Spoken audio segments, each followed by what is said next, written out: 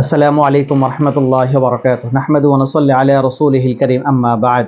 দূরে কাছে দেশি বিদেশি যেখান থেকে জাফর আহমদ ইসলামিক টিভির অনুষ্ঠান দেখছেন, আল্লাহ সুবহানাহু ওয়া তাআলা আপনাদের সবাইকে ভালো রাখেন, সুস্থ রাখেন, হায়াতের মধ্যে বরকত দান করেন, এই দোয়া কামনা করে আজকের আলোচনা শুরু করছি। সম্মানিত সুধী, আজকের আলোচনার বিষয়বস্তু হলো মূল্যবান কিছু ওসিয়ত সংক্রান্ত বিষয়। রাসূল করিম সাল্লাল্লাহু আলাইহি ওয়াসাল্লাম সাল্লামের উল্লেখযোগ্য একজন সাহাবী হযরত আবু যর গিফারী রাদিয়াল্লাহু তাআলা আনহুকে রাসূল করিম সাল্লাল্লাহু আলাইহি ওয়াসাল্লাম এই ওসিয়তগুলো করেছিলেন। ইনশাআল্লাহ আমরা যদি এই ওসিয়তগুলো স্মরণ রেখে চলতে পারি, তাহলে আমাদের দুনিয়া এবং আখিরাত উভয় জাহানের মধ্যে আমরা সফলতা অর্জন করতে পারবো ইনশাআল্লাহ। তাহলে চলুন আমরা হযরত আবু যর গিফারী রাদিয়াল্লাহু তাআলা আনহুকে রাসূল করিম সাল্লাল্লাহু আলাইহি ওয়াসাল্লাম কি ওসিয়ত করেছেন এই ওসিয়তগুলো আমরা শুনি। একদা হযরত আবু যর গিফারী রাদিয়াল্লাহু তাআলা আনহু রাসূল করিম সাল্লাল্লাহু আলাইহি ওয়াসাল্লামের কাছে আগমন করলেন। আগমন করার পরে তিনি রাসূল করিম সাল্লাল্লাহু আলাইহি ওয়াসাল্লামের কাছে অ্যাপ্লিকেশন করলেন, হে আল্লাহর রাসূল, আপনি আমাকে কিছু ওসিয়ত করুন। তখন রাসূল করিম সাল্লাল্লাহু আলাইহি ওয়াসাল্লাম তিনাকে 60টি ওসিয়ত করেন। এই 60টি ওসিয়ত অত্যন্ত গুরুত্বপূর্ণ। এই 60টি ওসিয়তের মধ্যে প্রথম যে ওসিয়তটি রাসূল করিম সাল্লাল্লাহু আলাইহি ওয়াসাল্লাম তিনাকে করেছেন, সেই ওসিয়তটি হলো যে বিতাকওয়াল্লাহ, তুমি যেখানেই থাকো না কেন তুমি আল্লাহ সুবহানাহু ওয়া তাআলাকে ভয় করবে। এটা হলো সর্বপ্রথম ওসিয়ত। রাসূল করিম সাল্লাল্লাহু আলাইহি ওয়াসাল্লাম আবু যর গিফারী রাদিয়াল্লাহু তাআলা আনহুকে সর্বপ্রথম ওসিয়ত করেছেন, তুমি তোমার জিন্দেগিতে যেই জায়গার মধ্যে তুমি অবস্থান করো না কেন, তুমি সর্ব অবস্থায় আল্লাহ সুবহানাহু ওয়া তাআলাকে তুমি ভয় করবে, কেননা ইহা তোমার সকল কাজের অধিক সৌন্দর্যবর্ধক হবে। আল্লাহ তাআলাকে যখন তুমি ভয় করবে, তুমি দুনিয়ার মধ্যে যেই কাজগুলি আঞ্জাম দিবে না কেন, তখন তোমার ওই কাজের মধ্যে সৌন্দর্য বৃদ্ধি পাবে। এই জন্য আবু যর গিফারী রাদিয়াল্লাহু তাআলা আনহুকে রাসূল করিম সাল্লাল্লাহু আলাইহি ওয়াসাল্লাম এই ওসিয়ত করেছেন। তারপর সাহাবায়ে কেরাম রাদিয়াল্লাহু তাআলা আনহুম আজমাইন রাসূল করিম সাল্লাল্লাহু আলাইহি ওয়াসাল্লামের এই ওসিয়তগুলোকে পুঙ্খানুপুঙ্খানুভাবে নিজের জিন্দেগির মধ্যে তিনারা ফিট করে চলেছেন। যার ফলে হয়েছে কি, কোরআনে কারীমের মধ্যে আল্লাহ সুবহানাহু ওয়া তাআলা আয়াতে কারীমা নাযিল করে দিয়েছেন, রাদিয়াল্লাহু আনহুম ওয়া রাদু আন উলাইকা হুম খায়রুল বারিয়া। রাদিয়াল্লাহু আনহুম ওয়া রাদু আন উলাইকা হুম খায়রুল বারিয়া। আল্লাহ রাসূল সাল্লাল্লাহু আলাইহি ওয়াসাল্লামকে ইরশাদ করে আল্লাহ তাআলা বলেছেন যে আল্লাহ তাআলা তাদের উপর সন্তুষ্ট হয়ে গেছেন, আপনিও তাদের উপর সন্তুষ্ট হয়ে যান। আর যাদের উপর আল্লাহ এবং রাসূল সাল্লাল্লাহু আলাইহি ওয়াসাল্লাম সন্তুষ্ট হবেন, তারাই হলো কত না উত্তম ব্যক্তি। এই যে আল্লাহ সুবহানাহু ওয়া তাআলা যে সাহাবায়ে কেরামদের শানে কোরআনে কারীমের এই আয়াতে কারিমা নাযিল করেছেন, এটা কেন হয়েছে? এটা হলো একমাত্র তিনারা তাকওয়া অর্জন করেছেন। তাকওয়া অত্যন্ত গুরুত্বপূর্ণ একটি জিনিস। আজকে দেখেন, রমাদানুল মুবারক যখন আমাদের সামনে আসে, তখন সারা পৃথিবীর মানুষ রমাদানুল মুবারকের রোজাটা রাখার জন্য চেষ্টা করে। শত কষ্ট হলেও মানুষ রোজাটা রাখার জন্য চেষ্টা করে। কিন্তু ওই সময় দিনের বেলা একজন মানুষ খাবারকে বর্জন করে, অন্যান্য যা কিছু বর্জন করতে বলা হয়েছে তিনি সবকিছুকে বর্জন করে চলেন। ইচ্ছা করলে একজন মানুষ দরজা বন্ধ করে খাবার খেয়ে ফেললেও কেউ দেখবে না। এক গ্লাস যদি তিনি পানি খেয়ে ফেলেন, পানির পিপাসায় গলা শুকিয়ে যাচ্ছে, কিন্তু তিনি পানি খাচ্ছেন না। কারণ কি? ওই সময় তিনার অন্তরের মধ্যে আল্লাহর ভয় চলে আসে, অর্থাৎ তাকওয়া চলে আসে। এই তাকওয়াটা যদি রমাদানুল মুবারকের পরবর্তী জিন্দেগির মধ্যে মানুষের মধ্যে থাকতো, তাহলে মানুষ কামিয়াব হয়ে যেত। এই জন্য আমাদেরকে মনে রাখতে হবে, জীবনের প্রত্যেকটা ক্ষেত্রে, চাকরি বাকরি ব্যবসা বাণিজ্য যা কিছু আছে, যতদিন পর্যন্ত আল্লাহ সুবহানাহু ওয়া তাআলা আমাদেরকে হায়াতে তয়্যিবা দান করবেন, ততদিন পর্যন্ত আমরা ইনশাআল্লাহ তাকওয়ার উপরে প্রতিষ্ঠিত থাকব। তাকওয়ার উপরে যদি আমরা প্রতিষ্ঠিত থাকতে পারি, সকল প্রকারের অন্যায় অপরাধ থেকে আমরা বেঁচে যাব। হযরত ওমর ফারুক রাদিয়াল্লাহু তাআলা আনহু, সাহাবায়ে কেরাম রাদিয়াল্লাহু আনহুম আজমাইন কিভাবে তাকওয়া অর্জন করেছেন। ওমর ফারুক রাদিয়াল্লাহু তাআলা আনহু, ছোট্ট একটি ঘটনা রয়েছে। ওমর ফারুক রাদিয়াল্লাহু তাআলা আনহু তিনি যখন মরুভূমি দিয়ে যাচ্ছিলেন, তখন দেখতে পেলেন যে একজন রাখাল অনেকগুলো সেখানে দুম্বা এবং ছাগল চড়াইতেছিল।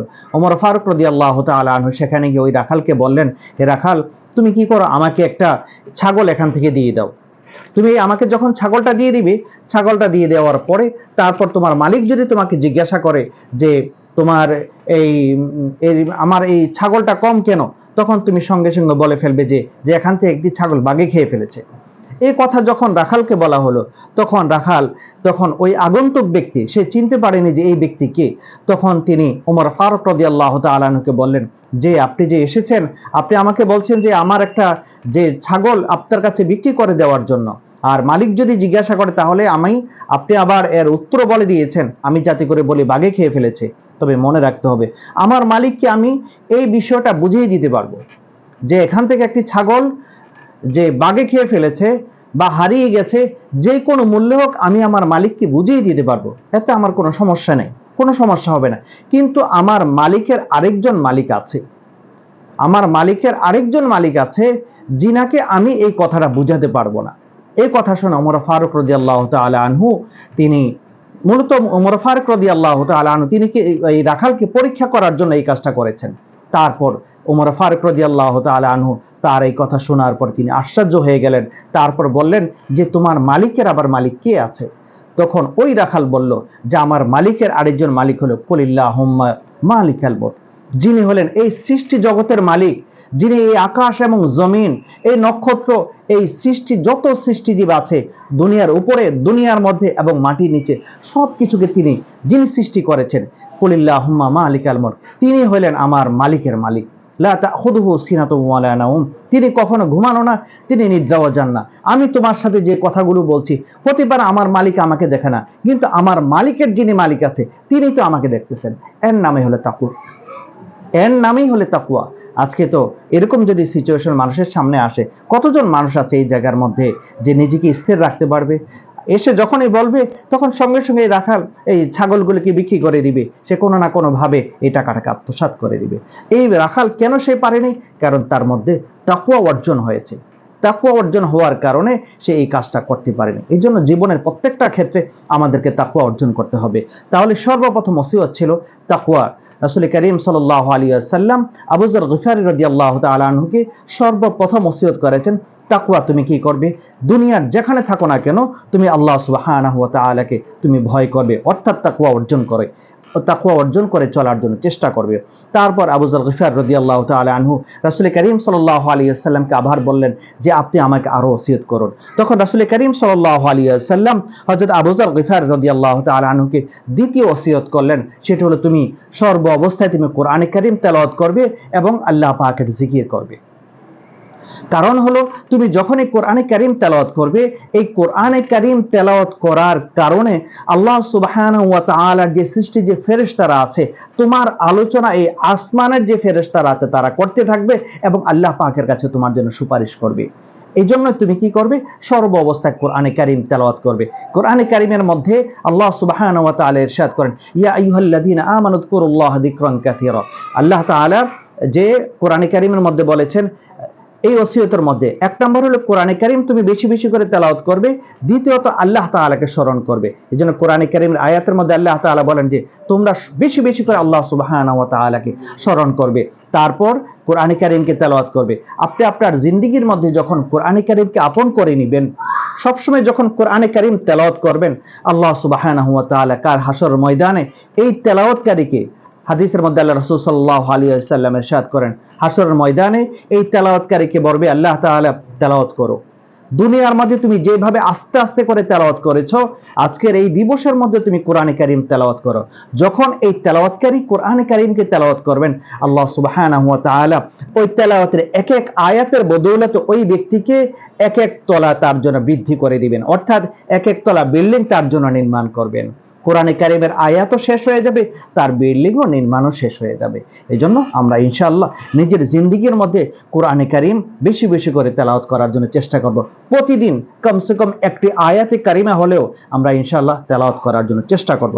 তারপর আবু যর গিফারী রাদিয়াল্লাহু তাআলা আনহু রাসূল করিম সাল্লাল্লাহু আলাইহি ওয়াসাল্লামকে বললেন যে হে আল্লাহর রাসূল, আপনি আমাকে আরো ওসিয়ত করুন। তখন আল্লাহর রাসূল সাল্লাল্লাহু আলাইহি ওয়াসাল্লাম তিনি তৃতীয় ওসিয়ত করলেন। তৃতীয় ওসিয়তটা ছিল যে তুমি অধিকাংশ সময়ে তুমি চুপ থাকার জন্য চেষ্টা করবে, অর্থাৎ কম কথা বলবে, কম কথা বলার জন্য চেষ্টা করবে। হাদিসের মধ্যে আল্লাহ রাসূল সাল্লাল্লাহু আলাইহি ওয়াসাল্লাম ইরশাদ করেন, যে ব্যক্তি চুপ থাকে সে হলো নাজাত পায়। অর্থাৎ আপনি যত কম কথা বলবেন, আপনি যত কম কথা বলবেন, তত আল্লাহ সুবহানাহু ওয়া তাআলা আপনাকে গুনাহ থেকে বাঁচিয়ে রাখবেন।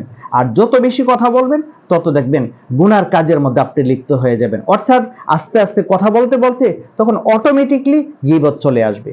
এর জন্য আল্লাহ রাসূল সাল্লাল্লাহু আলাইহি ওয়াসাল্লাম আবু যর গিফারী রাদিয়াল্লাহু তাআলা আনহুকে তৃতীয় ওসিয়ত করেছেন, তুমি অধিকাংশ সময় তুমি কি করবে, চুপ থাকার জন্য চেষ্টা করবে, অর্থাৎ কম কথা বলবে। তারপর আবু যর গিফারী রাদিয়াল্লাহু তাআলা আনহু তিনি রাসূল করিম সাল্লাল্লাহু আলাইহি ওয়াসাল্লামকে বললেন যে হে আল্লাহর রাসূল, আপনি আমাকে আরো ওসিয়ত করুন। হযরত আবু যর গিফারী রাদিয়াল্লাহু তাআলা আনহু রাসূল করিম সাল্লাল্লাহু আলাইহি ওয়াসাল্লাম তারপর আরেকটা ওসিয়ত করলেন, চতুর্থ ওসিয়ত। এটা হলো চতুর্থ ওসিয়ত, সেটা হলো যে তুমি হাসি খুব কম, হাসি তামাশা খুব কম করবে, হাসি তামাশা খুব কম করবে। কোরআন কারীমের মধ্যে আল্লাহ সুবহানাহু ওয়া তাআলা ইরশাদ করেন, ফালইয়াদহাকু কলিলান ওয়ালিয়াবকু কাসীরা, তোমরা হাসি তামাশা, হাসি ঠাট্টা যা কিছু আছে এগুলিকে কম করো এবং তোমরা বেশি বেশি করে ক্রন্দন করো। বেশি বেশি করে আল্লাহ সুবহানাহু ওয়া তাআলা ক্রন্দন করতে বলেছেন এই জন্য যে আমরা যে গুনাহগুলো করছি, আমার দ্বারা যে অন্যায় অপরাধ হয়ে যাচ্ছে, আমরা যাতে করে এই ক্রন্দনের মাধ্যমে রব্বে কারীমের দরবারে প্রার্থনা করতে পারি, এইটাই ছিল মূলত মাকসাদ। এই জন্য আবু যর গিফারী রাদিয়াল্লাহু তাআলা আনহুকে রাসূল করিম সাল্লাল্লাহু আলাইহি ওয়াসাল্লাম চতুর্থ ওসিয়ত করেছেন যে তুমি কম হাসি ঠাট্টা করবে, তুমি কি করবে, অধিকাংশ সময় তুমি কি করবে, ক্রন্দন করবে। এই ছিল রাসূল করিম সাল্লাল্লাহু আলাইহি ওয়াসাল্লামের চতুর্থ ওসিয়ত হযরত আবু যর গিফারী রাদিয়াল্লাহু তাআলা আনহুকে। তারপর তিনি রাসূল করিম সাল্লাল্লাহু আলাইহি ওয়াসাল্লামকে বললেন, হে আল্লাহর রাসূল, আপনি আমাকে আরো ওসিয়ত করুন। তখন হযরত আবু যর গিফারী রাদিয়াল্লাহু তাআলা আনহুকে রাসূল করিম সাল্লাল্লাহু আলাইহি ওয়াসাল্লাম পঞ্চম ওসিয়ত করলেন। পঞ্চম ওসিয়তটা হলো এই যে তুমি তিক্ত হলেও তুমি সত্য কথা বলো। তুমি যখনই কোনো কথা বলবে তখন ইনসাফের কথা বলবে, ন্যায়ের কথা বলবে, সত্য কথা বলবে। কোরআনে কারীমের মধ্যে আল্লাহ তাআলা বলেছেন, অকুল জা আল হক ওয়া জাহাকাল বাতিল, সত্য কথা যখন তুমি বলবে অটোমেটিকলি অন্যায় যেটা আছে, মিথ্যা যা আছে, মিথ্যার পতন হবে, মিথ্যা দুর্বৃত হয়ে যাবে। এই জন্য জীবনের প্রত্যেকটা ক্ষেত্রেই আমাদেরকে ন্যায় এবং ইনসাফ, ইন্নাল্লাহা ইয়া'মুরু বিল আদলি ওয়াল ইহসান, আদল এবং ইহসান এবং দয়া, এবং জীবনের প্রত্যেকটা ক্ষেত্রে আমাদেরকে ইনসাফ করতে হবে, ন্যায়ের উপর প্রতিষ্ঠিত থাকতে হবে। কথা বলার সময় আমাদেরকে সত্য কথা বলতে হবে, মিথ্যা কথা পরিহার করতে হবে। এটাই রাসূল করিম সাল্লাল্লাহু আলাইহি ওয়াসাল্লাম আবু যর গিফারী রাদিয়াল্লাহু তাআলা আনহুকে পঞ্চম ওসিয়ত করেছেন। কোরআনে কারীমের ভাষায় আল্লাহ তাআলা বলেন, ইয়া আইয়ুহাল্লাযীনা আমানুত্তাকুল্লাহ ওয়া কুলু কওলান সাদীদা, ও হে ঈমানদারগণ, তোমরা আল্লাহ তাআলাকে ভয় করো, আর যখনই তোমরা কথা বলবে তখন তোমরা সত্য কথা বলো, ন্যায়ের কথা বলো, ইনসাফের কথা বলো। এই জায়গার মধ্যে কোনো অবস্থাতেই মিথ্যার আশ্রয় নেওয়া যাবে না। তারপর আবু যর গিফারী রাদিয়াল্লাহু তাআলা আনহু রাসূল করিম সাল্লাল্লাহু আলাইহি ওয়াসাল্লামকে বললেন, হে আল্লাহর রাসূল, আপনি আমাকে আরো ওসিয়ত করুন। তখন রাসূল করিম সাল্লাল্লাহু আলাইহি ওয়াসাল্লাম আবু যর গিফারী রাদিয়াল্লাহু তাআলা আনহুকে আরেকটা ষষ্ঠ ওসিয়ত করলেন। তিনি বললেন, দিনের কাজ করতে গিয়ে, এই ওসিয়ত ছিল, এটা হলো 6 নাম্বার ওসিয়ত। রাসূল করিম সাল্লাল্লাহু আলাইহি ওয়াসাল্লাম আবু যর গিফারী রাদিয়াল্লাহু তাআলা আনহুকে বললেন, দিনের কাজ করতে গিয়ে নিন্দুকরা যদি তোমার বিরুদ্ধাচরণ করেন বা তোমার তিরস্কার করে, তাহলে তুমি কি করবে, ও নিন্দুকের কথার দিকে তুমি কর্ণপাত করবে না, তুমি দিনের কাজ করতেই যাবে, দিনের কাজ করেই ফেলবে। অর্থাৎ দুনিয়ার মধ্যে আপনি যতই ভালো কাজ করেন না কেন, এক শ্রেণীর মানুষ আপনার এই ভালো কাজের বিরোধিতা করবেই করবে। এজন্য এই বিরোধীকারীদের কথা শুনে আপনি যদি ভালো কাজকে বর্জন করেন তাহলে কিন্তু আপনি বুদ্ধিমান মানুষ নয়। এজন্য আমাদেরকে এই যারাই এর তিরস্কার করবে, এই তিরস্কারকারীদেরকে বৃদ্ধাঙ্গুলি দেখিয়ে আমাদেরকে কি করতে হবে, সত্য কাজ করতে হবে, ভালো কাজগুলো করতে হবে, ন্যায়ের কাজগুলো করতে হবে, দাওয়াতের কাজগুলো করতে হবে। রাসূল করিম সাল্লাল্লাহু আলাইহি ওয়াসাল্লাম আবু যর গিফারী রাদিয়াল্লাহু তাআলা আনহুকে ষষ্ঠ ওসিয়ত করেছেন। তারপর আবু যর গিফারী রাদিয়াল্লাহু তাআলা আনহু তিনি রাসূল করিম সাল্লাল্লাহু আলাইহি ওয়াসাল্লামকে বললেন, হে আল্লাহর রাসূল, আপনি আমাকে আরো ওসিয়ত করুন। রাসূল করিম সাল্লাল্লাহু আলাইহি ওয়াসাল্লাম আবু যর গিফারী রাদিয়াল্লাহু তাআলা আনহুকে সপ্তম ওসিয়ত করলেন।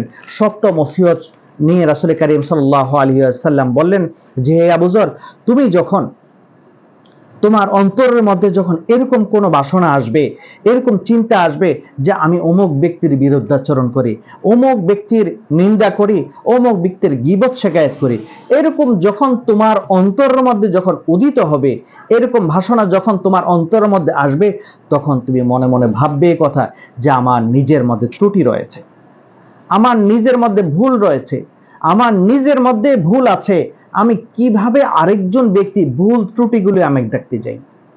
রাসূল করিম সাল্লাল্লাহু আলাইহি ওয়াসাল্লাম আবু যর গিফারী রাদিয়াল্লাহু তাআলা আনহুকে সপ্তম যে ওসিয়ত করেছেন সেটা হলো যে তুমি অন্যের দোষ ত্রুটি তালাশ করতে গিয়ে তুমি যখন তোমার অন্তরের মধ্যে আসবে অন্যের দোষ ত্রুটিগুলো আমি তালাশ করব, তখন তুমি আগে তোমার নিজের মধ্যে যে দোষ ত্রুটিগুলো আছে ওই নিজের এই দোষ ত্রুটিগুলোকে আগে তুমি খুঁজে খুঁজে বের করো, তারপর তুমি অন্যের চিন্তা করবে। কারণ তোমার নিজের মধ্যে তো কত দোষ আছে, তোমাকে আগে তুমি নিজে সংশোধন করে নাও। রাসূল করিম সাল্লাল্লাহু আলাইহি ওয়াসাল্লাম আবু যর গিফারী রাদিয়াল্লাহু তাআলা আনহুকে এই সপ্তম ওসিয়ত করেছেন, অর্থাৎ অন্যের দোষ তালাশ না করে নিজের মধ্যে যে দোষগুলো আছে এগুলিকে সংশোধন করে চলার জন্য চেষ্টা করো। আল্লাহ সুবহানাহু ওয়া তাআলা আমরা যাতে করে প্রত্যেকটা রাসূল করিম সাল্লাল্লাহু আলাইহি ওয়াসাল্লামের সুন্নাহর উপরে চলতে পারে। রাসূল করিম সাল্লাল্লাহু আলাইহি ওয়াসাল্লাম আমাদেরকে দুনিয়ার মধ্যে চলার জন্য যে দিক নির্দেশনাগুলো সাহাবায়ে কেরাম রাদিয়াল্লাহু তাআলা আনহুম আজমাইনদের মাধ্যমে দিয়েছেন, আমরা এই দিক নির্দেশনাগুলো সবাই যাতে করে মেনে চলতে পারি, এই তৌফিক যাতে করে আল্লাহ তাআলা আমাদেরকে দান করেন। আজকের আলোচনার মধ্যে আমরা 7টা ওসিয়ত শুনলাম, ইনশাআল্লাহ এই 7টা ওসিয়ত আমরা সবাই মেনে চলার জন্য চেষ্টা করব। সর্বপ্রথম ওসিয়ত আল্লাহ তাআলাকে ভয় করা, দ্বিতীয় ওসিয়ত হলো কোরআনে কারীমকে তেলাওয়াত করা, তৃতীয় ওসিয়ত হলো কম কথা বলা, চতুর্থ ওসিয়ত হলো সত্য কথা বলা, পঞ্চম ওসিয়ত হলো দাওয়াতের ক্ষেত্রে তিরস্কারকারীদের তিরস্কার যখন আসবে তখন তারা যতই তিরস্কার করুক না কেন তাদের তিরস্কারগুলোকে বৃদ্ধাঙ্গুলি দেখিয়ে ভালো কাজগুলো করা। তারপর ওসিয়ত আল্লাহ রাসূল সাল্লাল্লাহু আলাইহি সাল্লাম করেছেন, যখনই অন্যের দোষ দেখবে অন্যের দোষগুলো দেখার আগে নিজের দোষগুলিকে আগে তুমি বাছাই করে চলার জন্য চেষ্টা করবে। আল্লাহ সুবহানাহু ওয়া তাআলা এই 7টা ওসিয়ত যাতে করে আমরা সবাই নিজের মধ্যে ফিট করে চলতে পারি সেই তৌফিক আমাকে এবং আপনাদের সবাইকে দান করেন। আমিন সুম্মা আমিন। ওয়া আখিরু দাওয়ানা আনিল হামদুলিল্লাহি রাব্বিল আলামিন।